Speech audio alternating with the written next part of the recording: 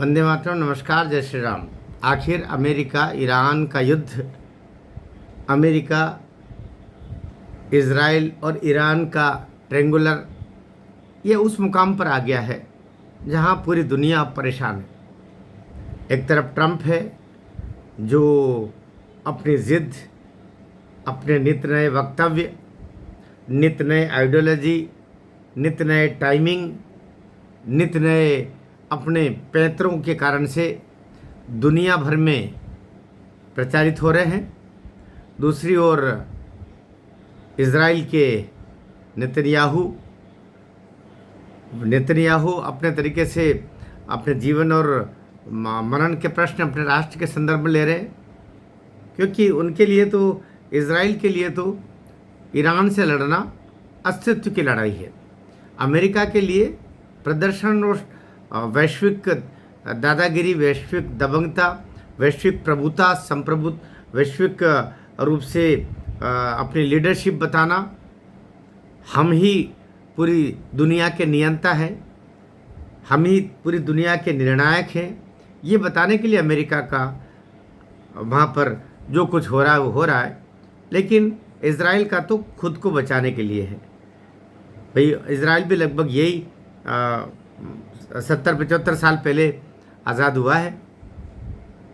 सभी राष्ट्र तकरीबन उसी समय 10-5 साल के अंतराल पर अंग्रेज़ों से मुक्त हुए। अंग्रेज़ों ने उनको ये जगह दी, तेल अवीव उनका रहा, गाज़ा पट्टी छूटी इनके लिए, उनके लिए। लेकिन सारे जो आसपास के मुस्लिम देश थे वो इज़राइल को बर्दाश्त नहीं कर पा रहे। झगड़े की जड़ तो यही है ना। अब हम बात कर रहे हैं कि जो ट्रंप आए दिन नहीं कहना चाहिए, दिन में कई समय अलग अलग वक्तव्य दे रहे हैं, अलग अलग बातें बोल रहे हैं। कभी कहते हैं वो कि शांति की बात हमारी चल रही है, कभी कह रहे हैं कि बस हम बम गिराने जा रहे हैं। आज उन्होंने ये बोला फिर कि 48 घंटे का समय है ईरान के पास, उसके बाद में हम उसको वहाँ पहुँचा देंगे जहाँ से आदि युग शुरू होता है। अर्थात उन्होंने सीधे सीधे अप्रत्यक्ष ही सही, लेकिन ये कह दिया कि हम तुम्हारे ऊपर परमाणु बम गिरा देंगे। ये भी हो सकता है कि अमेरिका परमाणु बम खुद न गिरा करके इज़राइल से कह दे कि तुम गिरा दो, क्योंकि इज़राइल के पास में भी कहा जा रहा है ना 80-90 परमाणु बम है। अभी 9 दुनिया के ऐसे देश हैं जिनके पास परमाणु बम है, उसमें एक इज़राइल भी है, लेकिन गिराया नहीं अभी तक। 1945 के बाद अमेरिका ने गिराया था, उसके बाद किसी ने परमाणु बम तो कम से कम नहीं गिराया। लेकिन अभी के हालात में ये बताया जा रहा है कि अमेरिका खुद न करते हुए वो इज़राइल के माध्यम से ऐसा कर सकता है, और फिर उसको नैतिक रूप से भी ये बता देंगे कि इसके पास और कोई चारा नहीं था। ये बात भी सही है। कुछ लोगों को अटपटा लग रहा है। मेरे 1-2 वीडियो में पहले मैं जब बोला कि ईरान वही कर रहा है जो जापान एक समय कर रहा था। जापान विस्तारवाद की तरफ आगे बढ़ा हुआ था और उसने कम से कम 10 से 15 विश्व के देशों पर कब्जा कर लिया था। जापान ने चीन का भी एक हिस्सा उसके कब्जे में ले लिया था। तेहरान उसके कब्जे में था, जो अभी ईरान के पास में। तो कई सारे तो उसके विस्तारवाद के लिए और करते करते उसने एक ऐसा देश पर हाथ डाल दिया 1942-40 के लगभग, जिसकी रक्षा की चिंता अमेरिका को थी और द्वितीय विश्व युद्ध चल रहा था। तो फिर अमेरिका बीच में कूदा और फिर अमेरिका ने पहले उसको समझाया, 2 साल तक लगातार समझाया, 42 से 45 तक नहीं माना। तब फिर हिरोशिमा नागासाकी पर बम गिराया। उसके बाद में जापान दंडवत हो गया अमेरिका के आगे, और फिर वो उसके लिए अमेरिकन शिप पर बैठ करके और वहाँ के बचे हुए नेताओं ने, क्योंकि टोक्यो पे बम नहीं गिराया था ना, हिरोशिमा और नागासाकी पर बम गिराया था जहाँ इतनी आबादी नहीं थी, लेकिन ये तो गिरा तो दिया। लाखों लोग उसमें हताहत हुए, मारे गए। अब भी वहाँ पर ऐसे बच्चे पैदा हो रहे हैं जहाँ किसी का आँख नहीं होती, किसी का कान नहीं होता, किसी का अंग भंग मिलते हैं, क्योंकि वहाँ अभी भी विकिरण है। और इसलिए अब भी कभी अगर बम गिरा तो ये मानवता के खिलाफ होगा। ये भी अपनी जगह सही है। लेकिन ये भी सही है कि वही अमेरिका निरंतर ईरान को कह रहा है कि आप यूरेनियम हमारे सुपुर्द कर दो। परमाणु बम बनाने के लिए जो आपके पास यूरेनियम इकट्ठा हो गया है, जिसमें कहा जा रहा है कि 8-10 बम आप बना सकते हो, अभी बनाए नहीं, बना सकते हो, ये यूरेनियम हमको दे दो और परमाणु बम बनाने का दिमाग में रखना छोड़ दो। कारण बताया, एक तो ये बनाते ही इजराइल ने तो कितने कितने वर्षों पहले परमाणु बम बना लिए, लेकिन उससे तो ईरान पर अब तक नहीं गिराया, गिरा भी नहीं रहा। अपने छोटे मोटे हथियारों से सब काम कर रहे हैं। बाकी देशों के पास में भी है, एकमात्र नॉर्थ कोरिया ही ऐसा है जो उचकता रहता हम गिरा देंगे, बाकी कोई नहीं बोलता।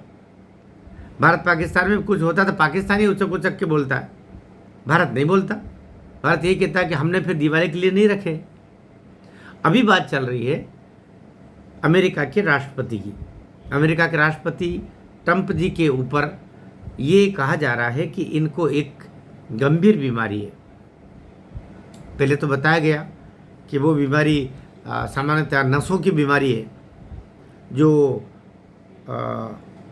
रक्त प्रवाह शरीर में होता है तो नसें संकुचित होकर के वो रक्त वापस दिल तक जितना पहुंचाना चाहिए, जिस वेग से पहुंचाना चाहिए, नहीं पहुंचाती, जिससे शरीर में विभिन्न तकलीफें आती है, ये बताया जा रहा है।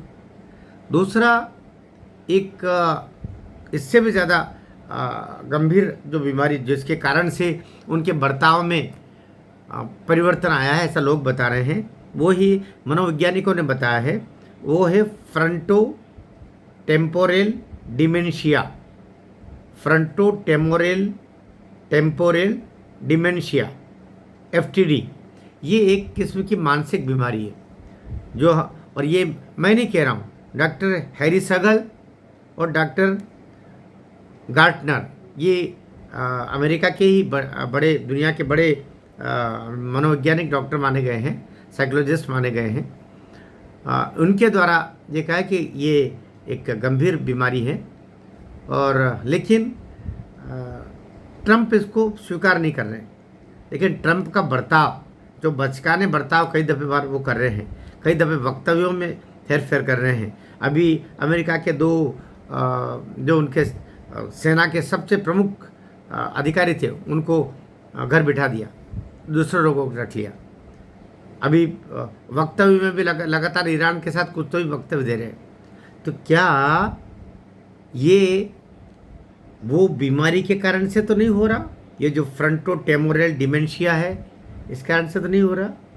ये जांच का विषय है। दुनिया की एजेंसी और WHO को इसको देखना चाहिए। अगर है तो उसका इलाज किया जाना चाहिए और इनको फिर वहाँ से पद से मुक्त करें, ताकि दुनिया तो परेशानी में नहीं आए। लेकिन मैं फिर कहना चाहूँगा दूसरी बात कि ईरान अगर परमाणु बम बनाने की जिद अभी पकड़े हुए है, और अगर इस कारण से इजराइल उस पर बम गिरा देता है, तो शायद दुनिया इजराइल को इतना दोषी नहीं मानेगी। क्योंकि ईरान के पास अगर परमाणु बम आया तो बनते ही पहला सवेरा होने से पहले ही वो इजराइल के ऊपर गिरा देगा। वो तो कह चुका है कि इजराइल देश तो होना ही नहीं चाहिए, लेकिन ऐसा वाक्य इजराइल ने कभी नहीं कहा। ये बात अलग है कि आज जो ईरान राष्ट्र कहलाता है वो कभी यहूदियों का ही था, पारसियों का ही था। आज भी इक्के दुक्के बेचारे वहाँ पर कहते हैं कि 1% 1.5% रहेगा, उनको भी अविश्वास के कारण से अक्सर पकड़ लिया जाता है और मार दिया जाता है ईरान में। तो ईरान फिर मैं वही कहता हूँ, वही गलती कर रहा है, वही जिद कर रहा है परमाणु बम बनाने की। जिस तरह जापान विस्तारवाद को लेकर के नहीं मान रहा था, अमेरिका ने समझाया था कि विस्तारवादी प्रवृत्ति छोड़ो वरना ठीक नहीं होगा, और वही हुआ।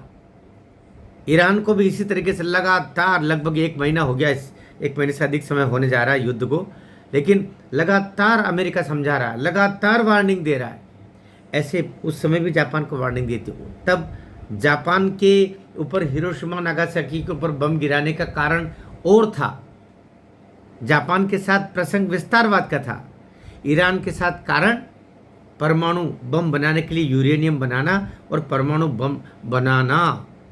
क्योंकि एकमात्र इस्लामिक राष्ट्र के रूप में पाकिस्तान है जिस पर अमेरिका का नियंत्रण है।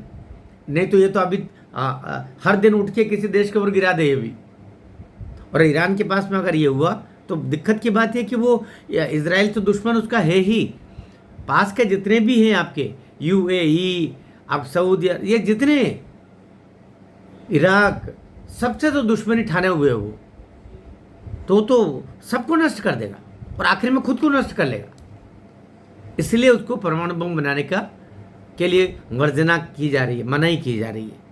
आपको वीडियो ठीक लगा हो तो इसको शेयर करें, टिप्पणी भी करें। थोड़ा बड़ा हो गया, क्षमा करेंगे मुझे, और थोड़ा बहुत इधर उधर बात हो जाती है जैसे वीडियो में, तो आप उसको भी ज़रा अन्यथा नहीं लेंगे, मैं ऐसा भरोसा करता हूँ। चैनल पर नए हैं तो सब्सक्राइब ज़रूर कीजिएगा, मैं आपसे प्रार्थना करता हूँ। भारत माता की जय।